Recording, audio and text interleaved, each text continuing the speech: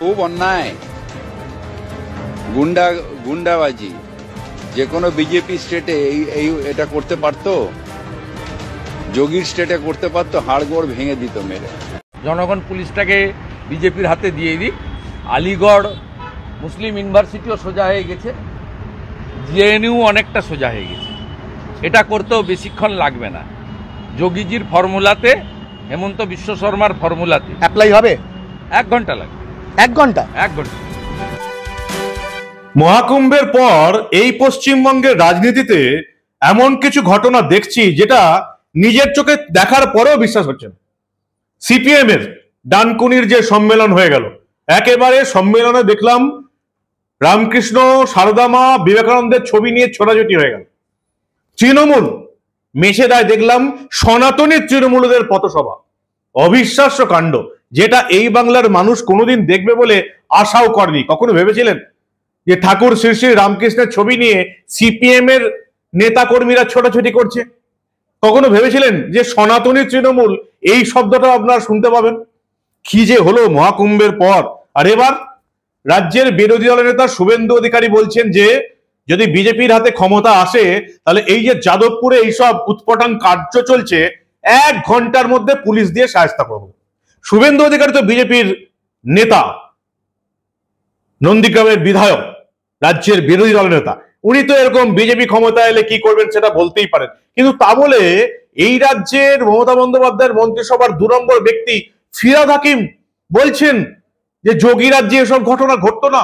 কি যে হলো মহাকুম্ভের পর।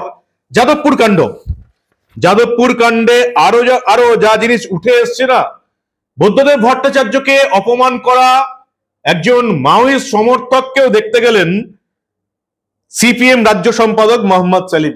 বুদ্ধদেব ভট্টাচার্যকে যিনি বলেছেন শাসক দলের কুকুর, যেটা এই বাংলার কোনো বিরোধী দলের নেতা পর্যন্ত বলতে পারেননি বুদ্ধদেব ভট্টাচার্যকে শাসক দলের কুকুর, সেই ছেলেটাকেও, সেই দেশ বিরোধী ছেলেটাকেও দেখতে গেলেন মোহাম্মদ সেলিম। আর কি কি হলো সবটা দেখাবো আপনাদের। এই প্রতিবেদন শেষ অবধি দেখুন। আমি মানব, দা নিউজ বাংলায় আপনাদের স্বাগত জানাচ্ছি। যাদবপুর কাণ্ডের পর আজকে এসএফআই এর ডাকা ছাত্র ধর্মঘট। আপনারা জানেন উচ্চ মাধ্যমিক পরীক্ষার সময় এসএফআই এর ডাকা ছাত্র ধর্মঘট। ভাবতেও পারি না যে উচ্চ মাধ্যমিক পরীক্ষার দিন, যেখানে শুধুমাত্র পরীক্ষার্থী নয়, ছাত্রছাত্রীরা নয়, তাদের অভিভাবকরাও চিন্তায় থাকেন যে কোনো রকম ঝুটঝামেলা ছাড়াই তারা যাতে তাদের ছেলে মেয়েদের পরীক্ষার হলে পৌঁছে দিতে পারেন, সেরকম একটা দিনে এসএফআই নাকি ছাত্র সংগঠন তারা বন্ধ রেখে দিল। যদিও একমাত্র কলকাতার 2টো বিশ্ববিদ্যালয়ে যাদবপুর আর প্রেসিডেন্সি ছাড়া গোটা রাজ্যের কোথাও কিছু এফেক্ট করেনি, স্বাভাবিক ব্যাপার। সিপিএম কে এমনি এই রাজ্যের মানুষ শূন্য করে দিয়েছে। তারপরেও বেশ কয়েকটা জায়গায় দেখলাম এই সিপিএম এবং তৃণমূলের ছাত্র সংগঠনের মারপিট হলো। মহিলারাও বাদ গেলেন না, মহিলাদেরও চুল ধরে টানাটানি শুরু হলো, কিল চর ঘুষি। এমনিতেই আপনারা জানেন যে তৃণমূলের আমলে সমাজ ব্যবস্থায় শিক্ষা বলে কোনো অস্তিত্বই নেই। সারা দিন বিভিন্ন জায়গাতে এই ছোটখাটো ঝুট ঝামেলা লেগেই রইল। তবু ভালো যে অন্তত এই অশান্তির কারণে কোনো উচ্চ মাধ্যমিক পরীক্ষার্থী যে তার ক্ষতি হয়নি, এটাই সবচেয়ে ভালো ব্যাপার। যাদবপুর বিশ্ববিদ্যালয়ে 4 নম্বর গেটে বিক্ষোভ, সেখানেও ওই বামপন্থীদের সঙ্গে তৃণমূলের লেগে গেল। অন্যান্য রাজ্যের বিভিন্ন স্কুল কলেজেও এরকম একইভাবে এই ধর্মঘট ভাঙতে গিয়ে তৃণমূলের সঙ্গে এসএফআই লেগে গেল।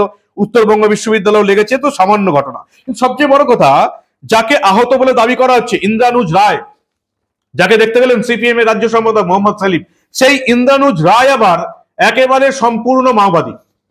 প্রকাশ্যে তিনি পোস্ট করতেও অসুবিধা বোধ করেন না, তিনি ভারত রাষ্ট্রের ধ্বংস চান। আমাদের পুলিশ প্রশাসন আসলে এই দেশদ্রোহীগুলোকে না প্রথমেই ব্যবস্থা নেয় না বলে এই ধরনের উপদ্রব আমাদেরকে সহ্য করতে হয়। এই ইন্দ্রানুজ রায় একজন দেশদ্রোহী। কি করে যে সিপিএম একে সাপোর্ট করছে আমার মাথায় ঢুকছে না। কেন দেশদ্রোহী? তার সোশ্যাল মিডিয়া পোস্টে রয়েছে লাল সেলাম কমরেড বিবেক, লাল সেলাম কমরেড কমলা, লাল সেলেব কমরেড যোগী, অর্থাৎ মাওয়িস্টদের সাপোর্টার।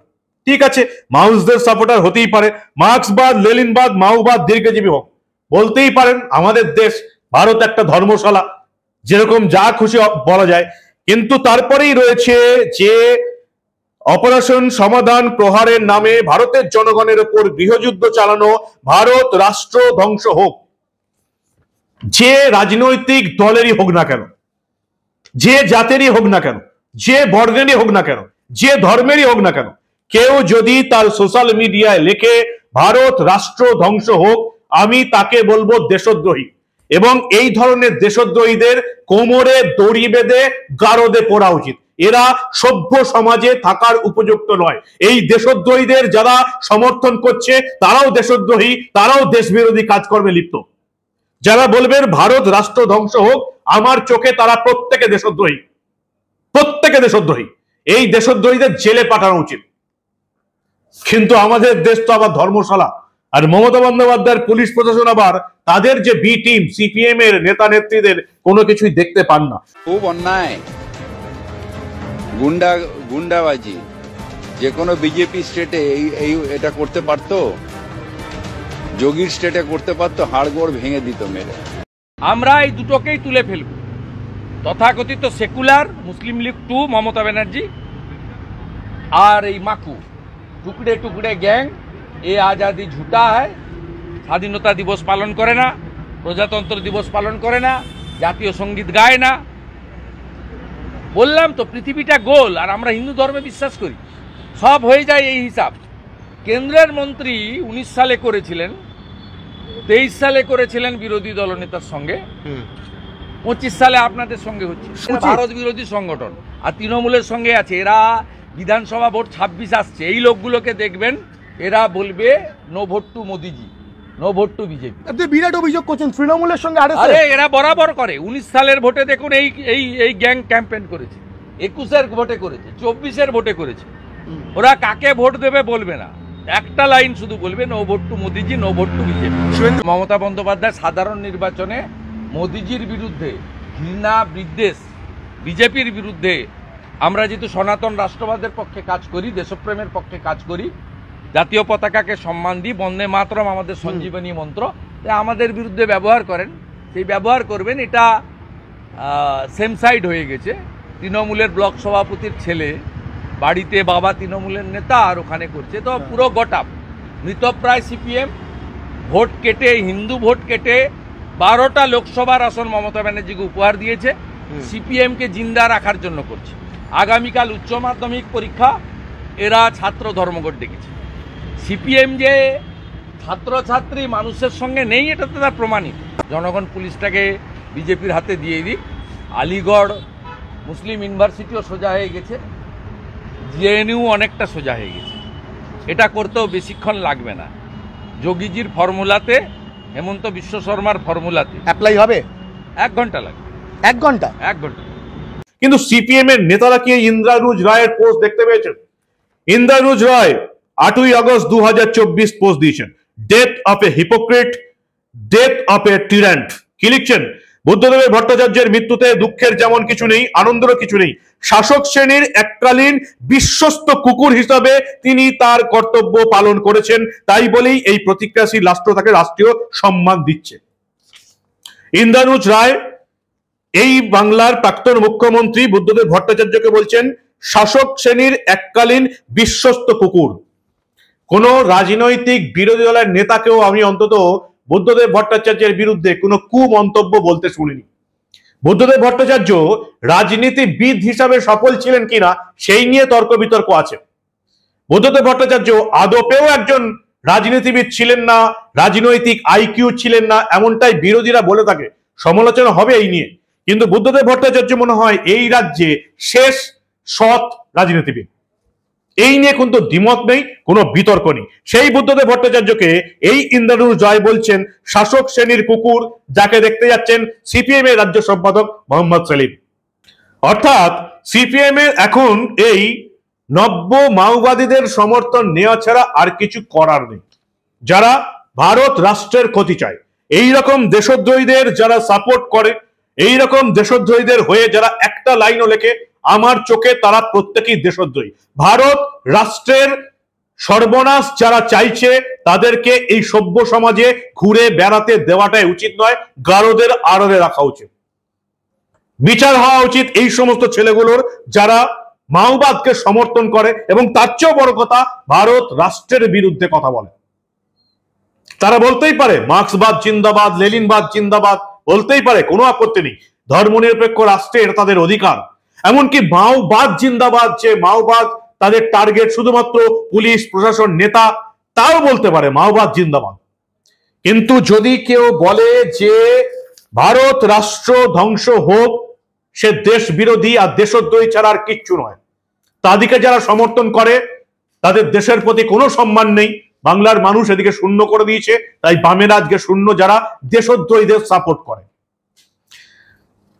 তৃণমূল খুব খুশি হয়েছে, কারণ তাদের বি টিম হচ্ছে সিপিএম। সিপিএম এর সম্মেলনে আপনারা দেখে নিয়েছেন, পরিষ্কার বলে দেওয়া হয়েছে যে এই রাজ্যে আমাদের শত্রু হচ্ছে বিজেপি। ক্ষমতায় যতই থাকুক তৃণমূল, শত্রু কিন্তু বিজেপি। আবার এরা ডাক দেবে নো ভোট টু বিজেপি। এরা কাকে ভোট দেবে এটা বলবে না, কিন্তু বিজেপিকে যে ভোট দেওয়া যাবে না এটা বলবে। হিন্দুত্বের পুরোপুরি বিরুদ্ধে। এদের নেত্রী বৃন্দা কারাত বই লিখেছেন হিন্দুত্বের বিরুদ্ধে। হিন্দুত্ববাদীরা কতটা নারীদের বিপক্ষে এই নিয়ে তারা বই লিখেছেন, সেটাকে আবার এই রাজ্যের হিন্দু কিছু পুরুষ মহিলা যারা বাম নেতা নেত্রী তারা সাপোর্ট করছেন। লজ্জাও লাগে না এদের, লজ্জাও লাগে না। হিন্দুদের বিরুদ্ধে বলছে, তাও এদের গায়ে লাগে না। বৃন্দা কারাত বই লিখেছেন হিন্দুত্বের বিরুদ্ধে। যদি তিনি বই লিখতেন বিজেপির বিরুদ্ধে, বিজেপি কতটা নারীদের বিপক্ষে, আমার এত প্রতিবাদ করার কোনো কারণ ছিল না। যদি এরা লিখতো, বৃন্দা কারাত বইটা লিখতেন আরএসএস নারীদের বিপক্ষে, তাহলেও আমি প্রতিবাদ করতাম না। কিন্তু বৃন্দা কারাতের বইটা হচ্ছে হিন্দুত্ব নারীদের বিরুদ্ধে। মানে হিন্দুত্বে, হিন্দু সমাজ ব্যবস্থায় নারীরা কতটা বিপদে আছে লিখছেন বৃন্দা কারাত। আর কিছু নারী এবং পুরুষ যারা এই একেবারে সিপিএম দলটার মতোই ধান্দাবাজ, তারা এটাকে সাপোর্ট করে আসছে। আর যারা বিরোধিতা করছে তাদের পোস্টে এসে গালাগাল দিয়ে যাচ্ছে। কি এসে গেল তাতে? এমনিতেও বাংলার মানুষ শূন্য করে দিয়েছে। 4% ভোট আছে।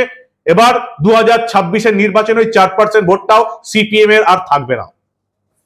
সিপিএম এবং তৃণমূল লড়াই করছে, স্বাভাবিক ব্যাপার। মমতা বন্দ্যোপাধ্যায় চান সিপিএম এর এই প্রভাবটা কিছুটা থাকুক, 4-5-6% ভোটটা থাকুক, নাহলে এই ভোটটাও যদি বিজেপিতে আসে তৃণমূলের বিপদ হয়ে যাবে। তাই এই মুহূর্তে তৃণমূল নিজেদের বি টিম হিসাবে সিপিএম কে কাজে লাগাচ্ছে।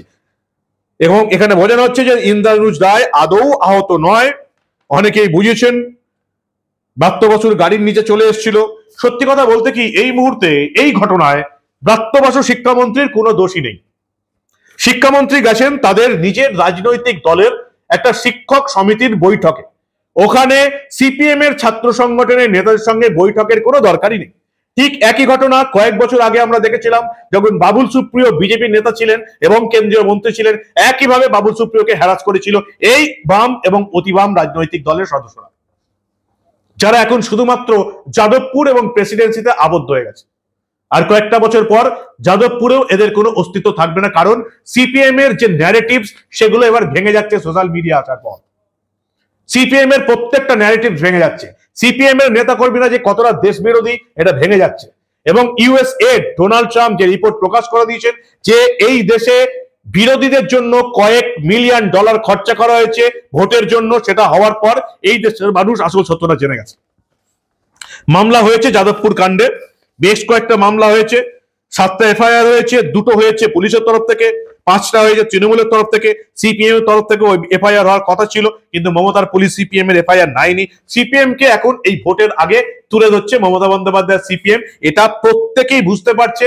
আর ওই যেখানে তারা আবদ্ধ হয়ে আছে যাদবপুরে এই আন্দোলনটা চলবে।